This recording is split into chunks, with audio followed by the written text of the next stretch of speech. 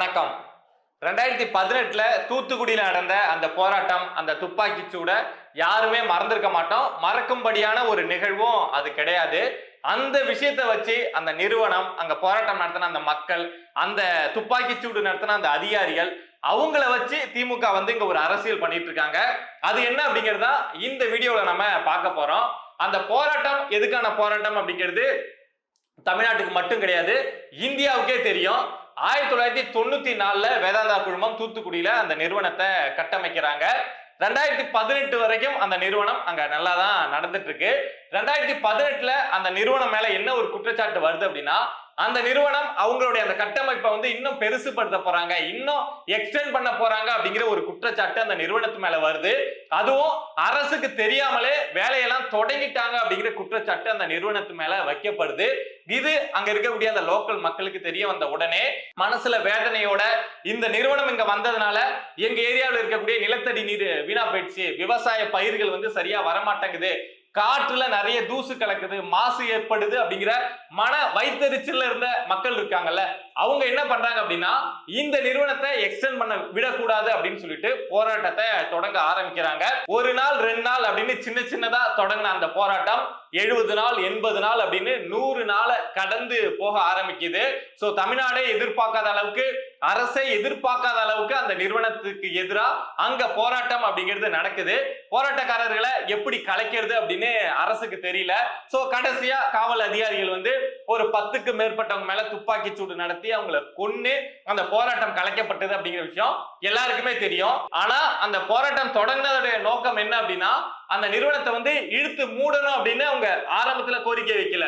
இந்த நிறுவனம் இருக்கா, அதோட இருக்கட்டும், இனிமே எக்ஸ்டெண்ட் பண்ண வேணாம் அப்படின்னு தான் ஆரம்பத்துல கோரிக்கை இருந்தது. ஆனா மக்கள் கூட கூட அந்த நிறுவனத்து மேல இன்னும் வெறுப்பு அதிகமாக, கோபம் அதிகமாக என்ன சொன்னாங்க அப்படின்னா, அந்த நிறுவனம் இயங்கவே கூடாது, அந்த நிறுவனத்தை இழுத்து பூட்டணும் அப்படின்னு சொல்லிட்டு போராட்டக்காரர்கள் போராட ஆரம்பிச்சாங்க. அதே மாதிரி இவ்வளவு பெரிய துயர சம்பவம் நடந்துருச்சு, ஒரு 10க்கு மேற்பட்ட பொதுமக்கள் இறந்து போயிட்டாங்க அப்படிங்கிற சூழல்ல அரசும் நாங்க உங்களுடைய கோரிக்கையை ஏற்கிறோம் அப்படின்னு சொல்லிட்டு வேற வழியே இல்லாம அப்போ அந்த ஸ்டெர்லைட் நிறுவனத்தை தூத்துக்குடியில இழுத்து மூடினாங்க. அதுக்கப்புறம் கொஞ்சம் கொஞ்சமா அப்படியே காலங்கள் போச்சு. அதிமுக ஆட்சி முடிஞ்சு திமுக ஆட்சிக்கு வந்தது. சரி, திமுக ஆட்சிக்கு வந்து ஏதாவது நடவடிக்கை எடுப்பாங்க அப்படின்னு பார்த்தா, ஃபர்ஸ்ட் எல்லாரும் எதுல திமுக நடவடிக்கை எடுப்பாங்க அப்படின்னு எதிர்பார்த்தாங்கன்னா, அந்த துப்பாக்கி சூடு நடத்தின காவல் அதிகாரிகள் இருக்காங்கல்ல, அவங்க மேல இந்த திமுக அரசு நடவடிக்கை எடுக்கும் அப்படின்னு எல்லாரும் எதிர்பார்த்தாங்க.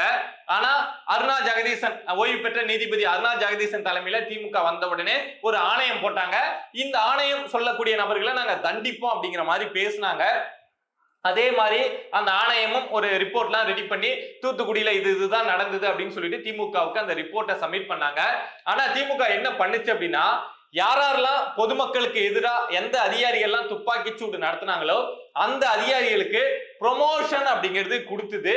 இது மக்கள் மத்தியில ஒரு பெரிய கோபத்தை ஏற்படுத்துச்சு. இன்னொரு பக்கம் அந்த நிறுவனத்து மேல இருந்த கோபமும் மக்களுக்கு வந்து கொஞ்சம் கொஞ்சமா குறைய ஆரம்பிச்சுது. ஏன்னா வருஷம் போக போக அங்க வேலை பார்த்த ஒரு 13,000 பேர் 15,000 பேர் கிட்ட அந்த நிறுவனத்துல வேலை பார்த்தாங்க.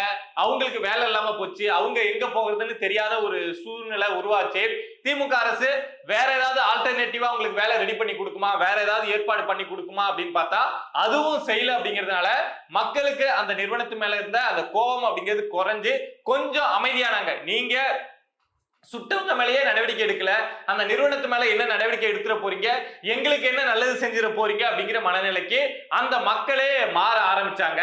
இந்த நேரத்துல இந்த வேதாந்தா நிறுவனம் இருக்காங்கல்ல, இவங்க வந்து எந்த ஒரு எக்ஸ்டென்ஷனும் இல்லாம இன்னும் நிறைய வேலை வாய்ப்பை ஏற்படுத்துற மாதிரி, அங்க இருக்கக்கூடிய மக்கள் பயன்பெற மாதிரி, அவங்களுக்கு நிலத்தடி நீரோ இல்ல வந்து காற்றோ மாசுபடாத மாதிரி என்னென்ன நடவடிக்கைகளை எடுக்க முடியுமோ எடுத்து நாங்க திரும்ப அந்த நிறுவனத்தை தொடங்குறோம். ஏன்னா மக்கள் அப்ப போராட்டம் நடத்தினது நாங்க எக்ஸ்டெண்ட் பண்றதுக்காக முயற்சி பண்ணோம் அப்படின்னு சொல்லிதான் நாங்க எக்ஸ்டெண்ட் எதுவும் பண்ணல, இருக்கிறத அப்படியே நாங்க நடத்த ஆரம்பிக்கிறோம் அப்படிங்கிற முயற்சியை வேதாந்தா குழுமம் முயற்சி அப்படிங்கறத பண்ணிருக்காங்க. ஆனா இந்த திமுக அரசு என்ன நினைச்சிருக்கு, என்ன பண்ணிருக்கு அப்படின்னா, இந்த நிறுவனம் மூடப்பட்டது அதிமுக பீரியட்ல. சோ அத வந்து இப்ப திமுக திறந்தாங்க அப்படின்னா அங்க போராட்டம் நடத்தின அந்த மக்கள் இருக்காங்கல்ல, அவ்வளவு பேர் இருக்காங்கல்ல, அவங்களுடைய வெறுப்பை சம்பாதிக்க வேண்டியது இருக்கும். ஏற்கனவே இந்த அதிகாரிகளுக்கு ப்ரமோஷன் கொடுத்த விஷயத்துல திமுக மேல வந்து அந்த மக்கள் வந்து செம்ம கோபத்துல இருக்காங்க.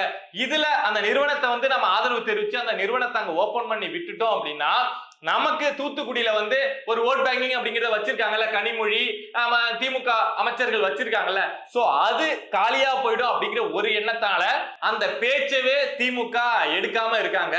சரி, ஸ்டெர்லைட் நிறுவனம் திரும்ப தொடங்கப்படுறது திமுகவுக்கு பிடிக்கல, அங்க இருக்கக்கூடிய நிலத்தடி நீர் வீணா போகுது, மக்கள் பாதிக்கப்படுறாங்க அப்படின்னு உண்மையா நினைச்சா அந்த நிறுவனத்திலிருந்து வேலை பார்த்தவங்க இருக்காங்கல்ல, நிறுவனத்துல இதுக்கு முன்னாடி 15,000 பேர் கிட்ட வேலை பார்த்திருக்காங்கல்ல, அவங்களுடைய குடும்பம் இப்ப என்ன பண்ணுது, சாப்பாட்டுக்கு என்ன பண்றாங்க, எங்க வேலைக்கு போறாங்க அப்படிங்கிற ஒரு அக்கறை திமுகவுக்கு வேணும்ல.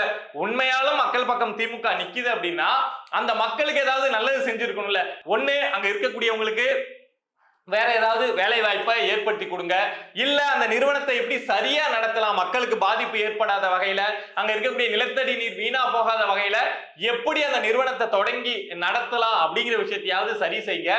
உங்களுடைய ஓட்டு அரசியலுக்காக மக்களுடைய கோபத்தை சம்பாதிச்சிட கூடாது, அங்க இருக்கக்கூடிய மத்த மக்கள் யாராவது கோவப்பட்டாங்கன்னா இந்த நிறுவனத்தை திமுக தொடங்குச்சு அப்படின்னு கோவப்பட்டாங்கன்னா ஓட்டு போட மாட்டாங்க அப்படிங்கிற உங்களுடைய ஓட்டு அரசியலுக்காக அந்த நிறுவனத்தை நம்பி வேலை பார்த்துட்டு இருந்த குடும்பங்கள், அவங்க குழந்தை, அவங்க குட்டி அதெல்லாம் இருக்குல்ல, அந்த அவங்களுடைய வயிற்றுல அடிக்காதீங்க.